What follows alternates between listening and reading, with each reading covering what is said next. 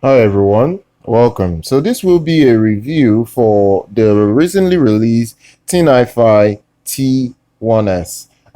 This is an upgrade to the original T1 Plus that came out. Would I say last year? No, 2 years ago. It came out a year and a half ago. It's not up to 2 years ago. The T1 Plus came out at the tail end of 2020. I did announce it. It was a very successful release. For that time, it did well, but it had issues. It didn't sell as much as maybe TinHiFi thought it could sell.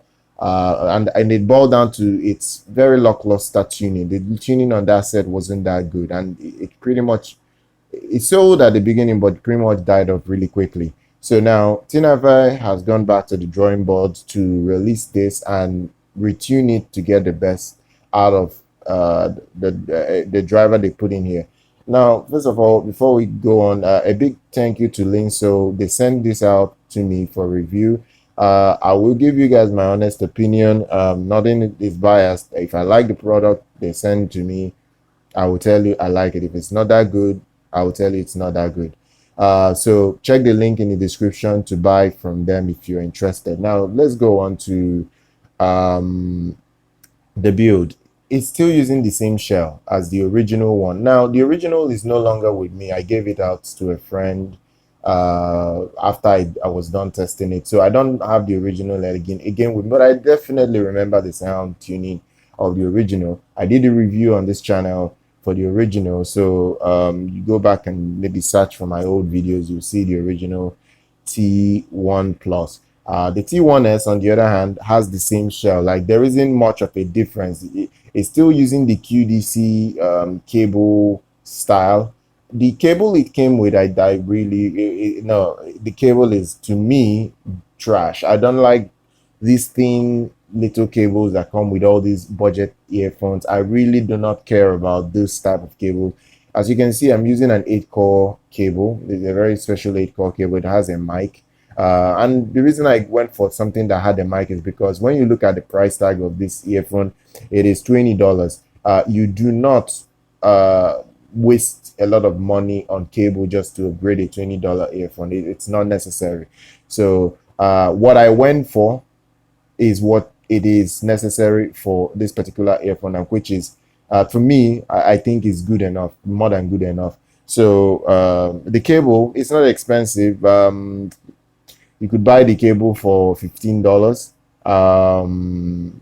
It's just an affordable 8-core copper cable, so you don't need to do much to get something decent out of the earphone. The other expenses that you could be set back to make is the ear tips. The ear tips, it came with a wide bore ear tips. I'm not a fan of those type of ear tips because it's not realistic for anyone to wear those sort of ear tips regularly, because they are quite, not that they're uncomfortable, but they are not what people wear regularly. So people need something that can go into their ear. So I'm using the CP 100, the mini version, because my ears are quite not that small, but I need the smallest size to be able to penetrate deep into my ears without it falling out of my ears and then all that stuff that I hate about earphones. So build quality is still this plasticky shell. It's nothing special.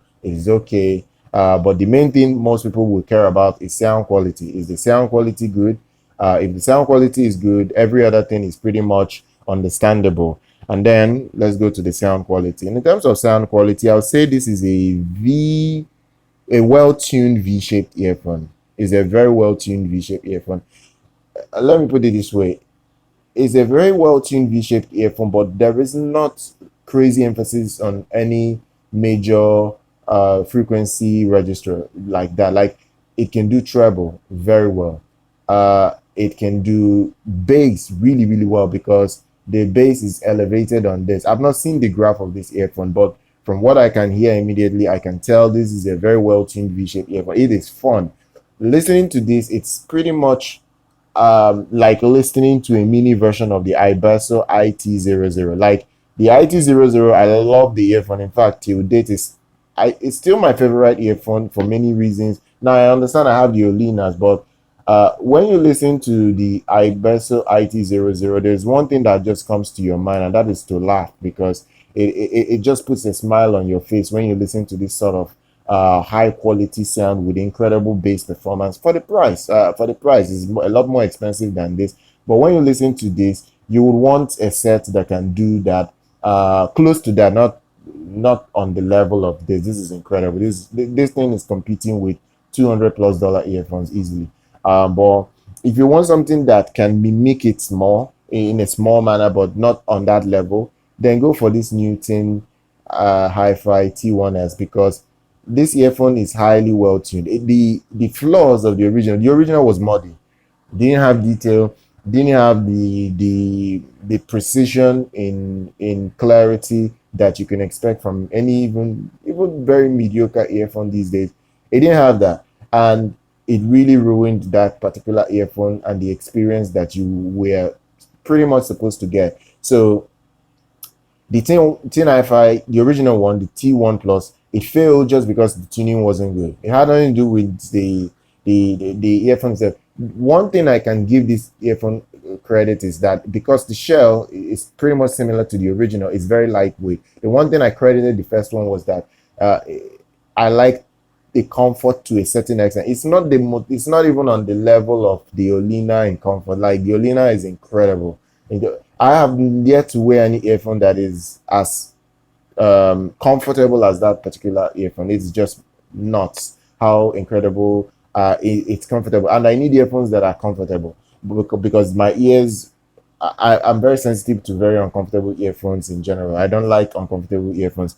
But this one is good. It's not the best, but it's very good. I don't think if I wear this for several hours that I will feel so much pain. But I know, because of the way it's designed, this is a QDC like style earphone. So, when it's placed in your ears like this for a couple of hours, here the hinge will start creeping up, and the way they made it, it depends on the ear tip. Like, if you use this ear tip that I'm using here, chances you might not get problems of pain and all that, but there is still the high chance that it could happen. So just know that people's ears are different. But what I can say is that I really enjoy this set. It's a very well tuned set.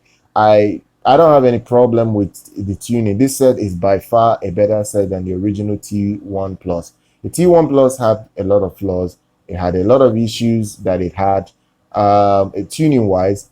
But one thing it couldn't do was give people a fun presentation. It was not on the level of the BL03 when I compared it against even the old BL03. It wasn't even on the level of the KS1, the KBEAR KS1, because it came out around the same time as the KS1. It was not on that level. In fact, the original T1 Plus was so bad that it wasn't even on the level of the KZEDX, because that period was when KZEDX was really, really on fire, selling well, doing so well. It wasn't even on that level. But this is really, really cracking. In fact, the only downside I can give this particular earphone is that you need a lot of power for it. Now, this thing is power hungry.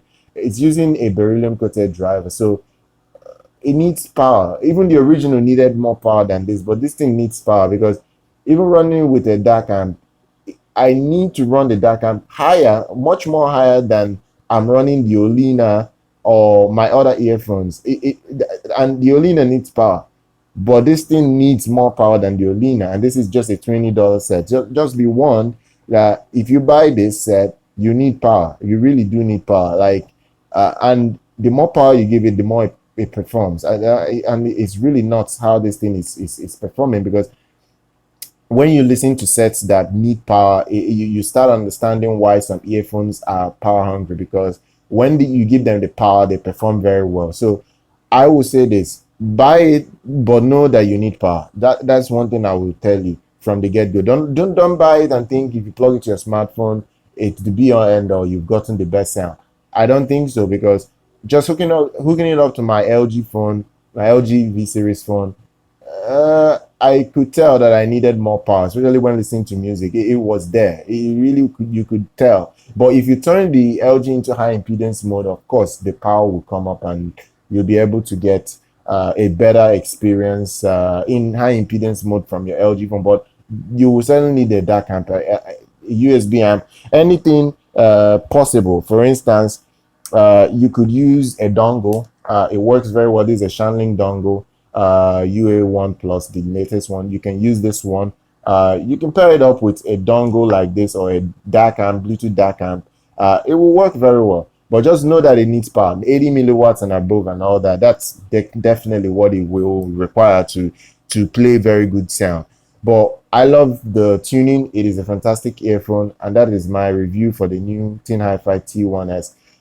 Thank you to Linso. Please subscribe to the channel, like our content. I'll see everybody very much next time.